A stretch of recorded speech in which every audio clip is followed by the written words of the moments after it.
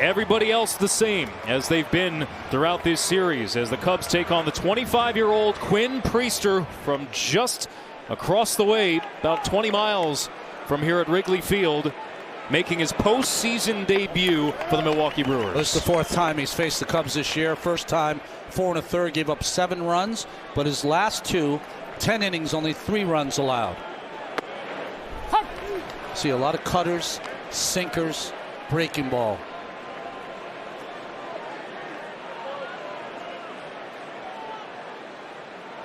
Skips this one in there. Michael Busch 0 for 2 in Game 2 off the bench. Has 2 homers this postseason. A career-high 34 during the regular season. I was thinking that's what a curveball looks like in a park that you grew up next to, coming to games. That first one didn't go 55 feet. 2 balls and 2 strikes to Busch. Quinn Priester from the Chicagoland area, playing against the team he grew up rooting for.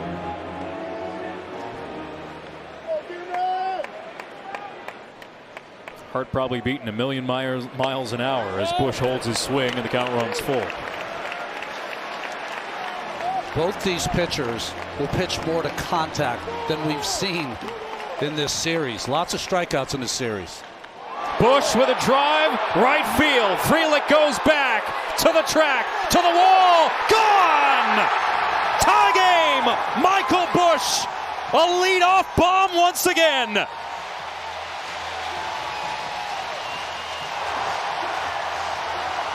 In a postseason where Chicago has not seen reliable offense, Michael Busch delivers. In Game 2, Suzuki had a 3-run home run that was answered by Andrew Vaughn. The Brewers score a run on a missed pop-up, and Busch turns it right around with one swing.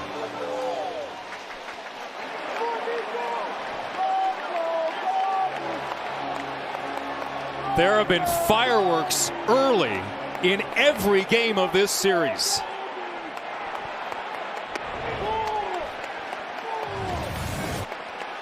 Just a little cutter, so it's right in the middle of the plate. Had to throw a strike, 3-2. And Busch took care of it.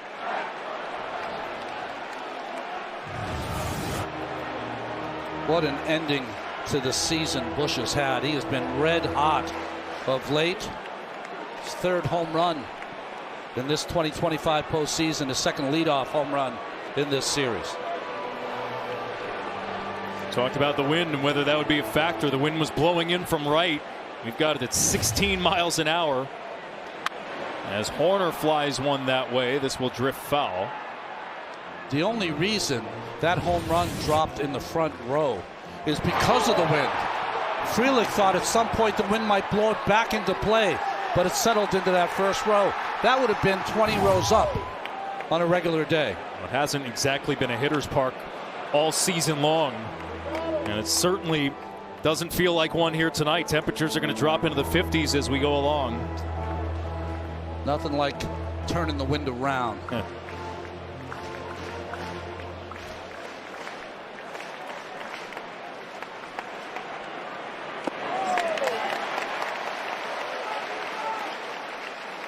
Third homer this postseason for Michael Busch. All of the leadoff variety. Horner with a line drive up the middle for a base hit. Here's the chaos that Counsell was talking about. Again, another cutter that just spins in the middle of the plate. Nice hitting by Horner. Bullet up the middle.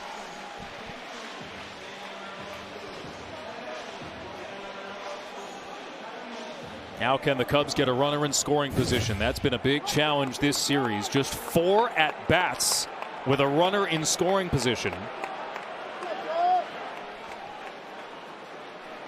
Horner can run as Tucker tries to lay down a bunt and it's foul. Lauren, you have more? Yeah, you talk about getting runners in scoring position. That's something they've been focusing on, especially with the wind blowing in here. Craig Counsell and Cubs third base coach Quinn Berry made it a focus of theirs to be elite at base running. He said, we've shown a ton of video. Counsell made it a point of emphasis at spring training. We actually talked about it again today. Runs at a premium, so that's how we need to create them. Look for this group, guys, to be really aggressive along the bases here. And we'll see how many times they try to lay down a bunt. Only did it 10 times during the regular season. Well, also watch Quentin Berry, third base coach for the Cubs, and Jason Lane, third base coach for the Brewers. They might be overly aggressive in today's game.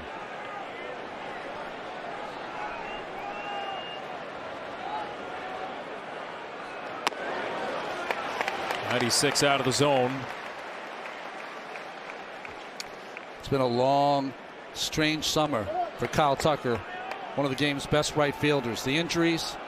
There's been the thought we have to sign him for anything. I don't think we should sign him. It's gone every which way but loose. It's one of the question marks for the Cubs going forward in the here and now, looking for his first hit of the series. Sometimes nerves will show up for a pitcher just in their lack of control. He's a control pitcher, a guy who throws strikes. He's had a lot of non-competitive pitches so far in this first inning.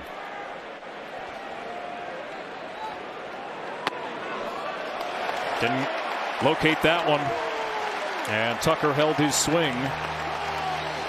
And after a breakthrough season for Quinn Priester, 13-3 in the regular season, a massive moment here in the playoffs.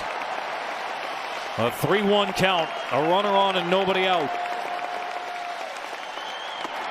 That's ball 4 inside.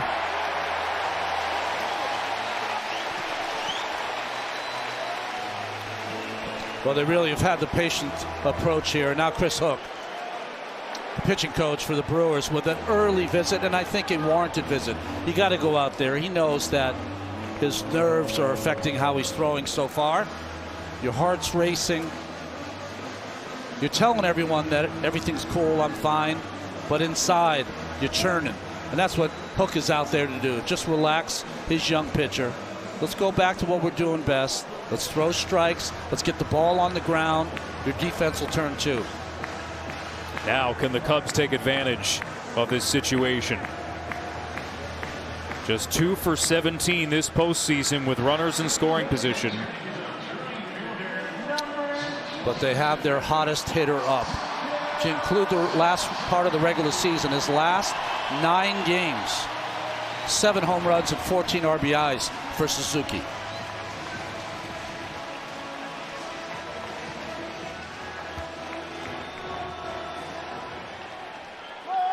Started off game 2 with a bang with a 3-run homer.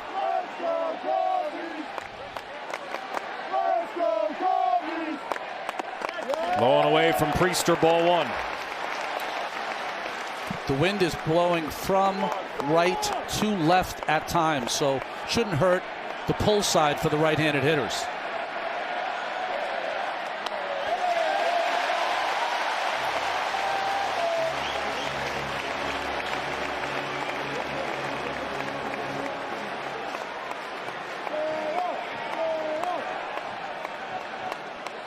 Two homers this postseason for Suzuki. Had 32 during the regular season, a career high. And he fouls this off.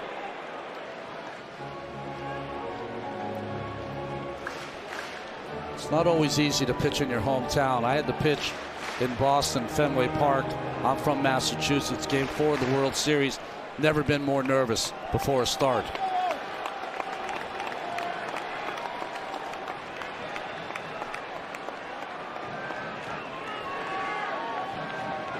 Suzuki pops it up, but this will drift foul.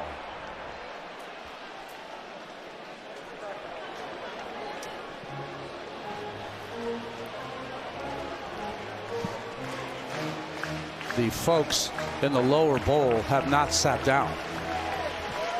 Why would you? In a series with feet. Yes. In a series where the first inning has provided most of the offense. 2 on, nobody out. 2-2. Suzuki fouls it off. That hard sinker running down and in. Again, Priester's trying to get them to hit the ball, put it in play on the ground. And this one hits the shin guard protective shin guard that he has on his left leg.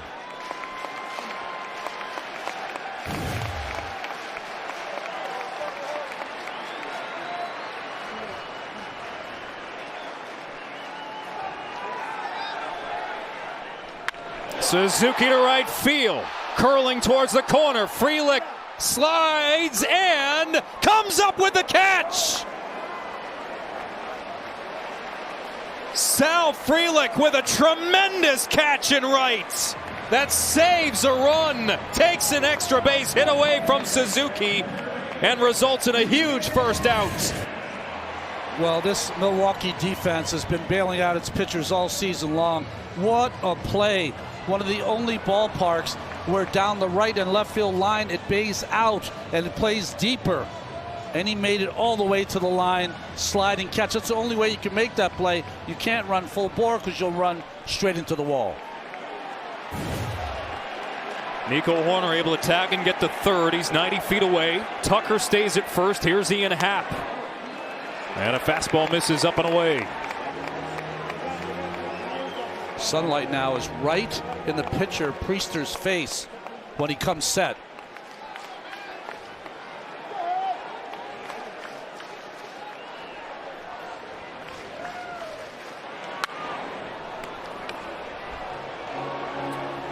Well, when you're a good outfielder, and there's plenty of good outfielders on both teams, you got to get a tremendous jump.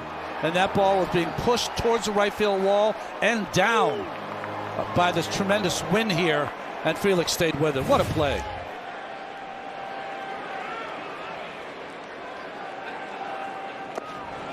In the dirt, Contreras with the stop. I mean, a lesser outfielder, right fielder, that's a triple. Drives in a couple of runs. Sal Frelick, one tough customer as well. Quinn Priester battling in a homecoming. Pours in a strike. Ian Happ, the longest tenured Cub.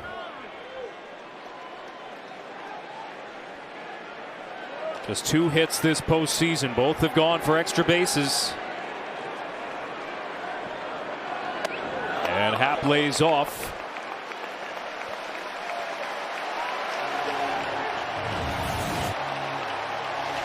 Another cutter up and in. Happ is so strong.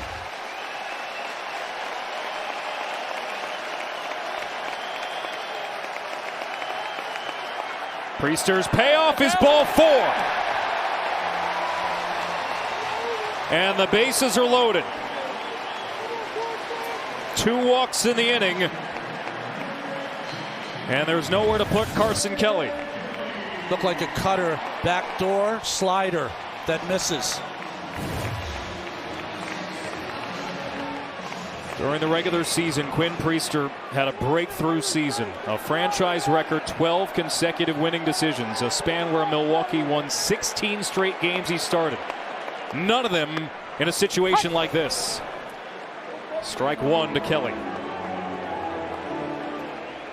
Well, the 2 walks in this inning, he's just got to remind himself that he's got such a tremendous defense behind him. Got to let him put the ball in play. He's ahead 0-2.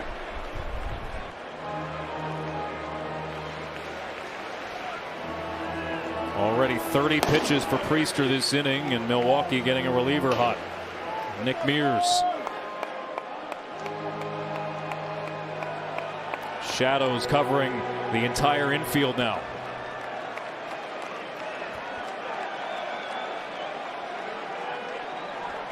Bases loaded, 1 out. 0-2.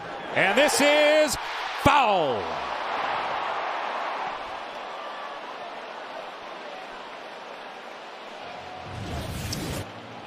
Boy, nice approach here by Kelly. Trying to go the other way. Starts that 1 out fair, but then peels and goes foul.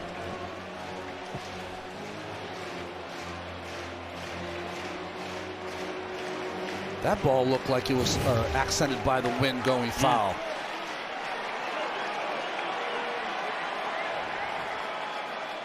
Another 0-2.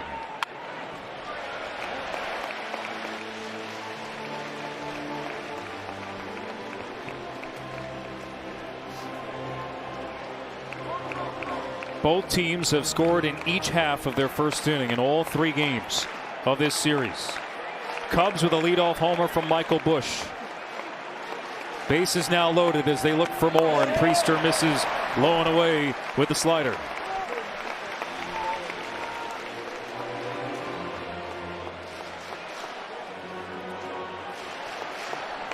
Cubs trying to stave off elimination.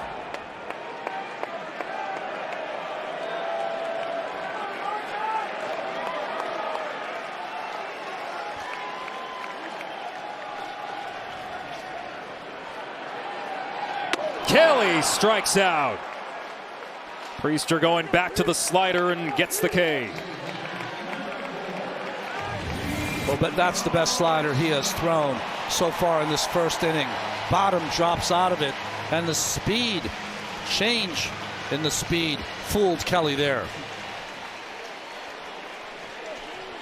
Quinn Priester now with 35 pitches in this first inning. A season high for a first inning, as Pete Crow Armstrong is unable to hold his swing. Despite the number of pitches, this is a successful inning if somehow he gets through Pete Crow Armstrong. Pete, over the second half of the season, even the first half of the season, loves to swing the bat, and there was some chase in the first half, but even more of it in the second half. And pitchers have stopped throwing him strikes. Still looking for his first extra base hit this postseason. A clutch game in Game 3 of the wild card, went 3 for 4, an RBI single that opened the scoring in that elimination game.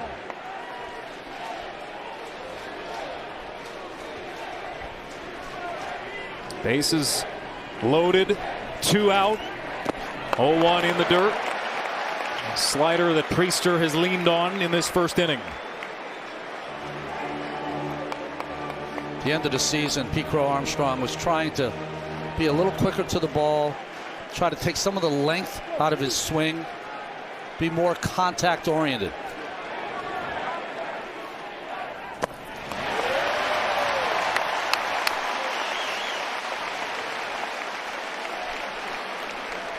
There have been only 2 hits for the Cubs with runners in scoring position this postseason. Pete Crow Armstrong has one of them.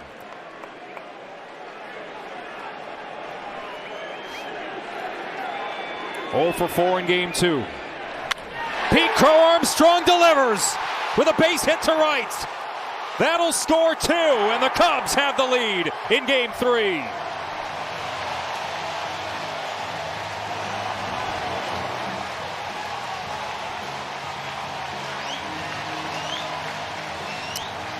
Contact-oriented indeed by Pete Crow Armstrong. Another cutter that sits right in the middle of the plate. A bullet to right field off the bat of Crow Armstrong. And a huge hit here in the first inning. It's also going to cost Priester his place in the game.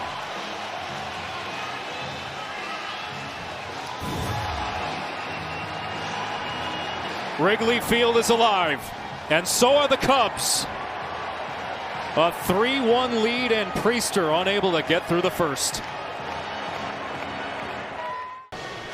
Well, we're talking about how you can be a transformational coach. Here he pulls Priester back after taking the ball. Probably said the words like this: "We're going to need you later in this postseason.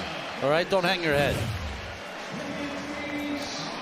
All of a sudden, it's turned into a bullpen game for Milwaukee. Remember, Milwaukee used 7 pitchers in Game 2 of this series, and Nick Mears will come on to pitch for the Brewers. Got 1 out in Game 2 coming in after Aaron Ashby, and he may be called on for more here. Yeah, he's pitched now in all 3 games of this series. Mears with good fastball, good hard slider. Watch Pete Crow Armstrong here at first pitch. He stays put at first, at 35 stolen bases during the regular season.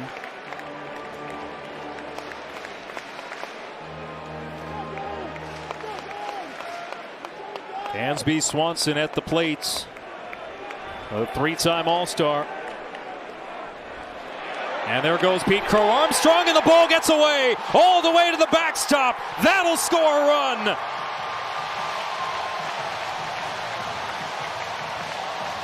Ian Happ scampers home on the wild pitch. Traffic for the Cubs, making things happen, attempting a steal.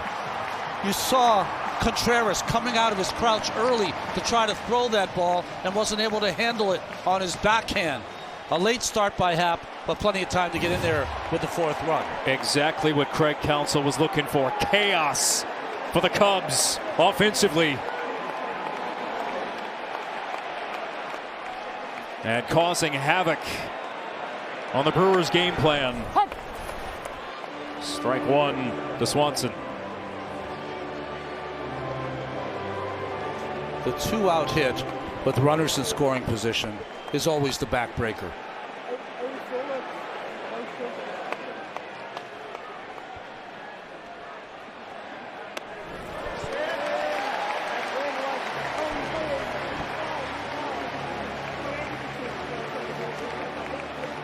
Remember, in game 1 of this series, the Brewers were able to bat around, put up a 6th spot.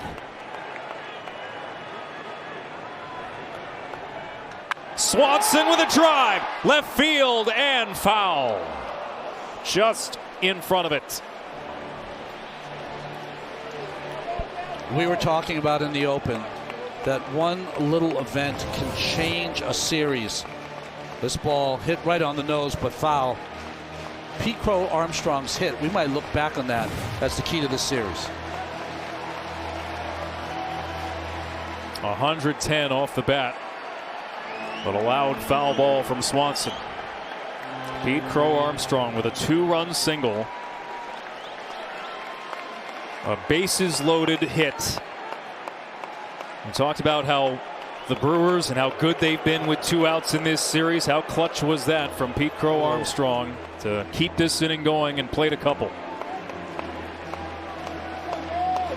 Full count here to Swanson with PCA at second.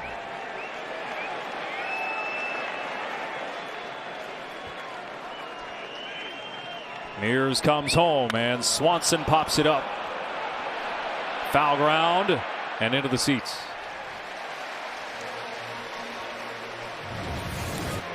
They've been getting a lot of hitters counts in this inning, and they've taken advantage of it.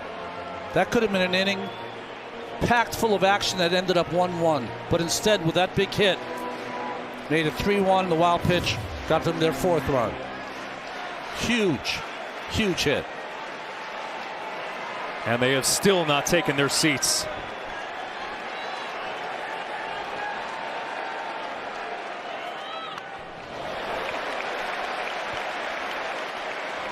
A little bit of everything here. Power, battled at bats, walks, good base running, clutch hits.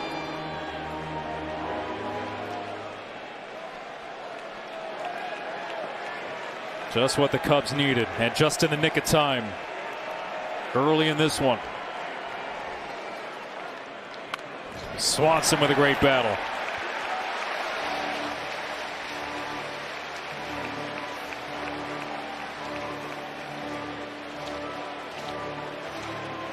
I mean, just think of the number of pitches the Brewers are going to need just to get through this first inning.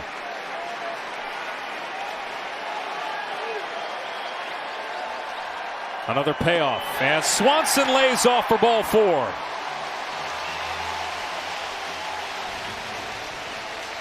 Third walk of the inning for Brewers pitchers.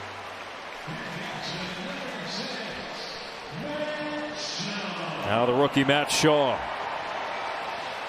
0 for 3 in the series, but has 4 walks of his own from the 9-hole.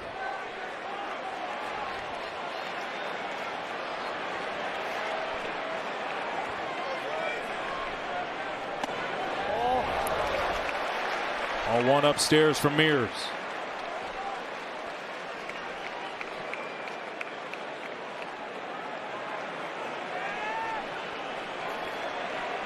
Shaw looking for his first postseason hit.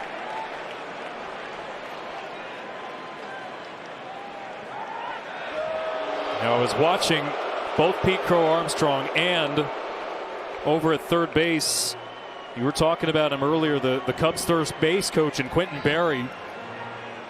He is locked in, directing traffic with Crow Armstrong still in scoring position.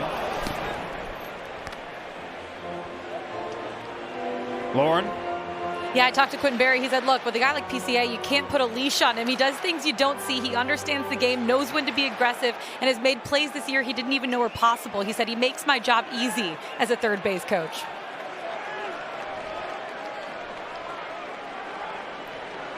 He has been a big part of the Cubs' success on the base paths this year, Quentin Berry.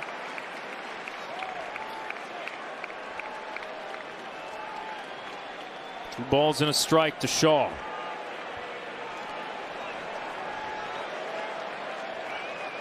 Nick Mears and the Brewers looking for an out to end this marathon first inning. Nearly a half hour. And 4 runs plated by the Cubs. Jose Quintana warming. We were wondering if he was going to be the Game 2 or Game 3 starter for Milwaukee. Matt Shaw strikes out and leaves 2 stranded, but the Cubs get exactly what they needed.